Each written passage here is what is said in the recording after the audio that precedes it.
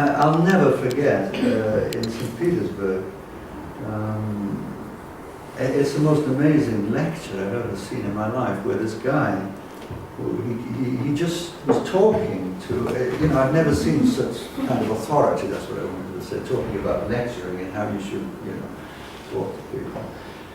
We were there together with Siberian Art College, what else was it? Moscow, and it was a big exhibition in this college, and I don't know who he was, probably the rector or something. He had this this dark suit on, and he was thin, but it's strange, he didn't have any authority, you wouldn't have thought he had any authority, but he was chatting away to somebody and everybody was chatting. He just turned like this, and he stood there, quiet. I was absolutely amazed, and then slowly he began to speak quietly.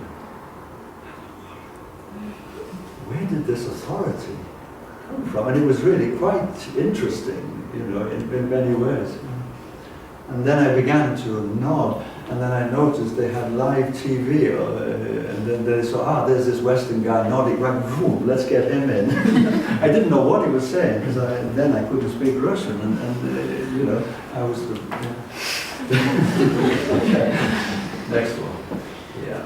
But actually, this is true, of course, and that would be another lecture. But performance, or performative, or rhetoric. You can say the most wonderful things, but if you say it in a very boring way, half the people are already asleep and the other half are dreaming of leaving. So you've got to somehow manage to communicate, and I certainly hope I'm doing it. But it's a flirting game in a way, but life is it not? Life is seductive. Roy Lichtenstein, you probably know of, pop artist, I guess we could call him. He made a beautiful point. He said, you can be in a museum looking at the best paintings in the world, and that's one of them, I think. A beautiful woman walks in. What are you going to look at? What are you looking at?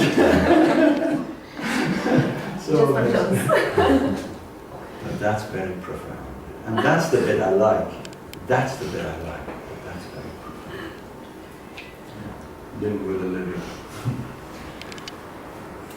I don't know how to do something unless I get engaged in it.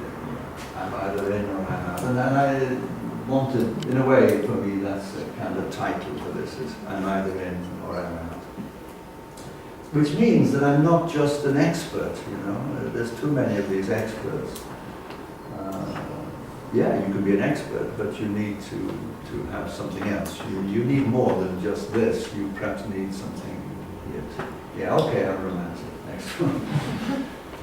I could see a sea of change happening about the early 80s. Students didn't want to know about artists. That happened without a doubt.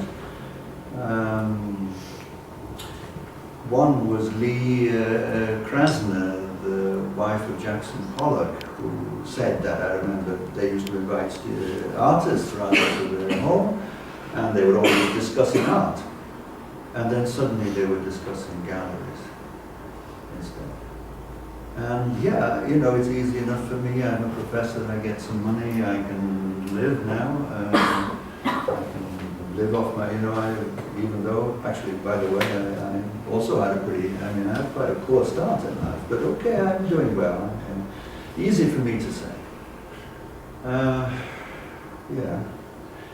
But there's something a little bit sad. Of course, talk a little bit about galleries and make some money if you can, but actually talking about artists, that mustn't be pushed aside, must it? I think most people would agree with it. Okay, next.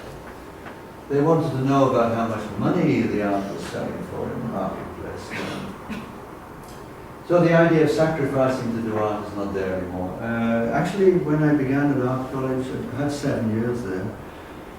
And I really remember 2, 3 o'clock in the morning, working actually until 2, 3 o'clock in the morning, because I was scared stiff of being thrown out, actually, more than anything else, because they could do that. They could just throw you out whenever they felt like it. I'm glad those days are gone. That was wrong. But at the same time, there was this other side. I grew up in a village, and I didn't know much about art or culture even. I wasn't stupid, by the way. Yeah. But I still remember when I began to listen, people would talk about something, you know, or that book of Hermann Hesse, or which Steppenwolf. Okay. You know, yeah, it really was so that I would say, okay, I'm not going to eat much now. I'll spend the money. I'll go and buy the book and I'll read it. And that there's nothing wrong in that, really. That, you know, picking little things up. And, so that was the way I got going. I don't know if you'd call it sacrifice, actually, but yeah. We used to think of, and also, you won't know much about it, of course, unless you're about 40 upwards. But we talked then about left and right, radical, non-radical, all these. And the radical was not just to do with the political movement, but it was to do with the way you thought. You wanted to change everything, or you didn't want to change things. So how now, you know, this was about 80s really. No, this was a conversation later, but that is maybe about 15 years old now, this talk. So what do you do now? How do you, since there is no right and left, you know, all this idea of the dichotomy is all gone, the dualism, all this stuff is gone. Next, it's no going, right? That's where we're going. Do you remember I said at the beginning, I'm special just like all the rest? And I put in this one of this Belgian artist, who you may know, Ian Damerell. Next, please. Art doesn't necessarily follow the obvious. We've said that, really, talking about this A, B, C, and D. It's not, okay, let's just go on. And it's not necessarily to do with money. At Goldsmiths, when Goldsmiths got going, there actually wasn't much money. And I would almost, you know, I don't want to go down the romantic lane and say that you're better off without money. But who knows? There is a big problem where I work in Oslo. I find it very difficult. And one of the biggest problems of all is oil. It's strange, but there's actually too much money in some way. And then people become lazy and become a bit, you know, that doesn't work. And then, of course, this is the way life goes, right? And then the country that's like that, after a while, down they go, you know. And the country that's, we're going to, you know, up they go. It does happen, actually. So, okay, where were we? We were at the end of the line, I think it said there, yeah. Not exactly, actually. It's not the end of the line, but it's the northern line. It goes much further down to a place called Morden, if you've read Lord of the Rings. So it's a bit closer up than that, called New Cross. Okay, we didn't know what we were doing. And I remember Stuart Brisley, a performance artist, used to be a good friend of mine. I went to see an exhibition before I knew him, and I looked through a little hole, and he was in there, sitting on a chair with a lot of paint all over the place. And he was going to be there for 3 weeks. He'd go home at night. I don't know what he did during the day, whether he also had to leave now and then. But I thought, what is he doing? And I couldn't ask anybody. And then I saw there was a piece of paper, and on it was written, I don't know what I'm doing, but after I've done it, I'll tell you. So, yeah. Also, of course, this idea of modernist idea of always producing new and always producing original. We're now pretty close to the end, by the way.